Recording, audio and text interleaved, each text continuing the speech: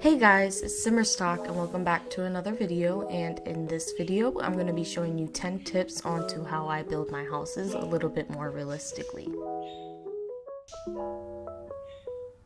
So to start off, we want to start off with lots of bump outs. And you know, I say lots, but in reality it's only a few. It's just the ones that we do on the front we carry on to the back, and I'll show you that in a second. So just go ahead and place a couple bump outs where you feel they look right, you know, maybe move a couple walls back and just really get the shape that you want for the house. Because after all, it is your house, so you're gonna have to personalize it to your liking. So once you get the front bump outs, you want to go ahead and take a couple of those bump outs and go ahead and match them in the back. And this will help to bring a little bit more realism to your house. So if you click Shift-Control-C, you will also get more curving options for your roofs. And I tend to use the bottom curving option when it comes to these types of roofs. And as you can see, I'm roofing the garage bit right now, which I'm going to show you how I made in a little bit.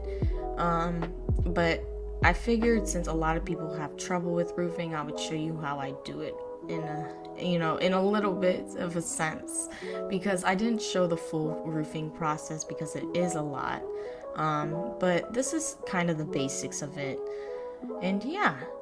So once we get to our next step, I'm going to be showing you how we make fake garages. And with that, we're going to go ahead and take a wall piece and we're going to raise it to the same height as our other foundations. Instead, we're going to choose a foundation that's a little bit more flatter and matching to a siding of your choice. I tend to use white or like a dark gray, and then go ahead and place the windows like so, or in order that tickles your fancy. And then go ahead and place your foundations for the rest of the house, and then just place that garage bit right there. Which leads us to our next step, which is terrain.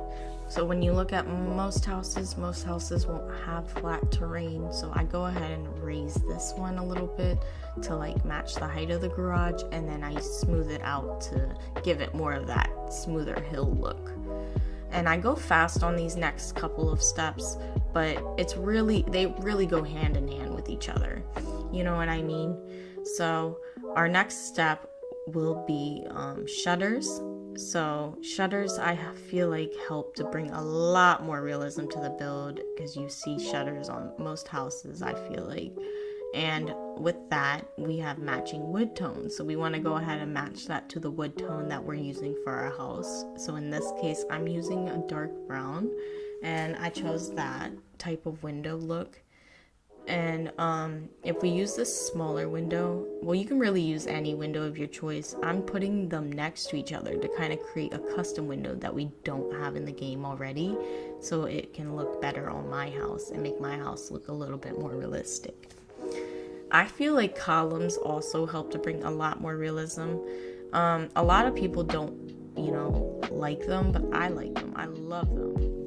So when decorating your house with wallpaper, I tend to use different kinds of wallpaper, and this will help to make your house pop a little bit more and give it a more realistic look at the end. Because most houses won't have the same wallpaper throughout or the same pattern throughout, but some houses do, there's no judgment. But in my opinion, I think adding different wallpapers, brings it out a little bit better and makes it pop, makes it blend in the neighborhood.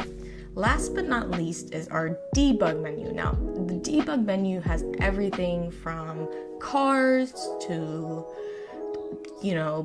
a tree that you don't have to pay for, or a bottle or a pizza box. It has everything that could make your house a little. If you guys like and enjoyed, make sure to leave a like and comment.